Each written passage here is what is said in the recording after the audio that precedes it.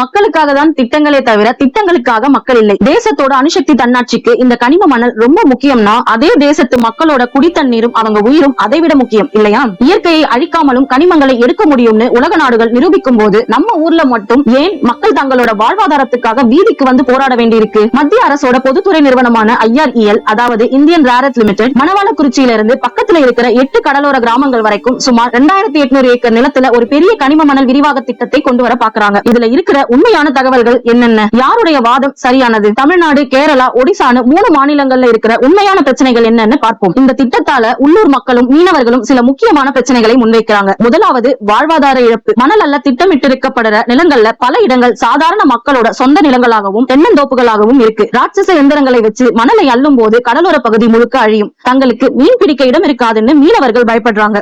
இரண்டாவது, சுற்றுச்சூழல் பாதிப்பு. கடற்கரையோட மணற்குன்றுகள் தான் கடல் அரிப்பு, புயல், வெள்ளத்திலிருந்து கிராமங்களை காப்பாற்றுற இயற்கை சுவர். அதை அள்ளுனா கடல் தண்ணி உள்ள புகுந்து நிலத்தடி நீர் முழுக்க உப்பாகிடும். குடிக்க தண்ணி கிடைக்காதுங்கிறது மக்களோட கவலை. மூன்றாவது, ஆரோக்கியம். இந்த மணல்ல இயற்கையாகவே மோனோசைட் அப்படிங்கிற கனிமம் இருக்கு. இதுல லேசான கதிர்வீச்சும் இருக்கு. இதனால தான் இந்த பகுதிகளில் புற்றுநோய் பாதிப்பு அதிகமா இருக்குன்னு மக்கள் குற்றம் சாட்டுறாங்க. சரி, இதுக்கெல்லாம் என்ன ஆதாரம் இருக்கு அப்படின்னு கேட்டா, பூவுலகின் நண்பர்கள் மற்றும் நெய்தல் மக்கள் இயக்கம் போன்ற உள்ளூர் அமைப்புகள் சில ஆதாரங்களை காட்டுறாங்க. அரசாங்கத்தோட சுற்றுச்சூழல் தாக்க மதிப்பீட்டு அறிக்கையிலேயே இந்த மணல்ல கதிர்வீச்சோட அளவு இயல்பான அளவை விட அதிகமா இருக்குன்னு சொல்லப்பட்டிருக்கு. ஆனா IREL நிறுவனம் என்ன சொல்றாங்கன்னா, நாங்க மணல்ல இருக்கிற அந்த கனமான அணுக்கனிமங்களை பிரிச்சு எடுத்துட்டு சாதாரண மணலை மறுபடியும் அங்கேயே கொட்டி மூடிடுவோம். அப்படி செய்யும் போது கதிர்வீச்சோட அளவு 8 முதல் 10 மடங்கு குறைஞ்சிடும்னு அவங்க சொல்றாங்க. ஆனா மணல் அள்ளப்பட்ட பல இடங்கள்ல முறையா மூடப்படல. அதனால கடல் அரிப்பு அதிகமாகுதுன்னு செயற்கைக்கோள் படங்களை ஆதாரமா வச்சு சுற்றுச்சூழல் ஆர்வலர்கள் நிரூபிக்கிறாங்க. இந்த பிரச்சனை தமிழ்நாட்டுல மட்டும்தான் நடக்குதான்னு கேட்டா இல்ல. IREL நிறுவனம் இயங்குற மற்ற மாநிலங்களான கேரளா மற்றும் ஒடிசாவிலும் இதே போன்ற நிலைமைதான் இருக்கு. கேரளாவில் கொல்லம் மாவட்டத்தில் இருக்கிற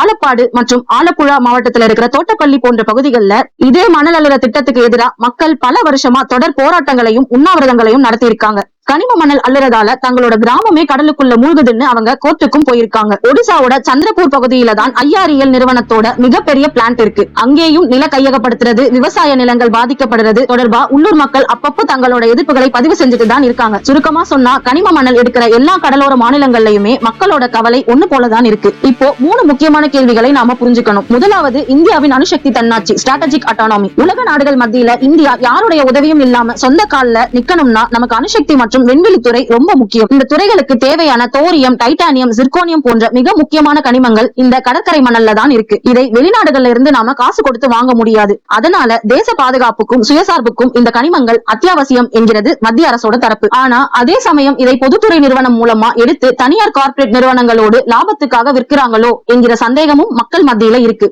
ஏன்னா தேசிய பாதுகாப்புன்னு சொல்லி இந்த திட்டத்துக்கான பொதுமக்களோட கருத்து கேட்பு கூட்டங்களை நடத்தாம விதிவிலக்கு கொடுத்திருக்காங்க. மூன்றாவது, மாநில அரசின் நிலைப்பாடு. தேர்தல் சமயத்துல இந்த திட்டத்தை அனுமதிக்க மாட்டோம்னு சொன்ன மாநில அரசு இப்போ ஜூன் 2026 இந்த திட்டத்துக்கான நில ஒதுக்கீட்டை இன்னும் 1 வருஷத்துக்கு நீட்டிச்சு அரசாணை வெளியிட்டு இருக்காங்க. இது ஏன் என்கிற கேள்வியும் எழுகுது. சரி, இதுக்கு உலகத்துல வேறு எங்கேயாவது தீர்வு இருக்கா அப்படின்னு பார்த்தா, ஆஸ்திரேலியா, அமெரிக்கா போன்ற வளர்ந்த நாடுகள்லயும் இந்த கனிம மணலை எடுக்கிறாங்க. ஆனா அவங்க என்ன செய்யறாங்கன்னா, சஸ்டைனபிள் மைனிங் என்கிற நவீன தொழில்நுட்பத்தை பயன்படுத்துறாங்க. கடலோர இயற்கை சூழலையோ மக்களோட வீடுகளையோ பாதிக்காத தூரத்துல அதிநவீன எந்திரங்கள் மூலமா மணலை எடுத்து கனிமங்களை பிரிச்ச அடுத்த கணமே அந்த மணலை பழையபடி அதே இடத்துல கொட்டி மரங்களை நட்டு இயற்கையை 100% அப்படியே மீட்டெடுக்கிறாங்க. அப்படி என்றால் நமக்கான தீர்வு என்ன? திட்டத்தை முழுசா முடக்கினா நாட்டின் பாதுகாப்பு மற்றும் தொழில்நுட்ப வளர்ச்சி பாதிக்கும். அதே சமயம் மக்களின் வாழ்வாதாரத்தை அழிச்சிட்டு கனிமங்களை எடுக்கிறதும் முறையல்ல. அப்போ தீர்வு என்னன்னா, அரசு கார்ப்பரேட் லாப நோக்கத்தை கைவிட்டு உலகத்தரமான பாதுகாப்பு தொழில்நுட்பங்களோடு உள்ளூர் மக்களையும் இந்த திட்டத்துல பங்குதாரர்களா மாத்தி அவங்களோட ஒப்புதலோடும் முழு வெளிப்படைத்தன்மையோடும் மட்டுமே இந்த திட்டத்தை நடத்தணும். நாட்டின் வளர்ச்சியா மக்களின் உயிர் உரிமையா? இது ரெண்டுத்துல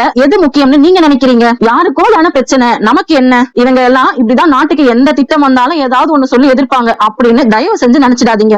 ஏன்னா அந்த பாதிப்பை நேரடியா அனுபவிக்கிறவங்களுக்கு தான் அதோட வலி என்னன்னு தெரியும். அதனால கேரளா, ஒடிசா, தமிழ்நாடுன்னு நம்ம நாட்டுல நடக்கிற இந்த அணுக்கனிம போராட்டங்களையும் அரசாங்கத்தோட இந்த நிலைப்பாட்டையும் நீங்க எப்படி பாக்குறீங்கன்னு உங்களோட ஆக்கப்பூர்வமான கருத்துக்களை கீழே கமெண்ட் பண்ணுங்க. இந்த பயனுள்ள தகவலை எல்லோரும் தெரிஞ்சுக்க உடனே ஷேர் பண்ணுங்க. The Face of Change சேனலுக்கு சப்ஸ்கிரைப் பண்ணுங்க. மாற்றம் நம்மிலிருந்து தொடங்கட்டும். நன்றி, வணக்கம்.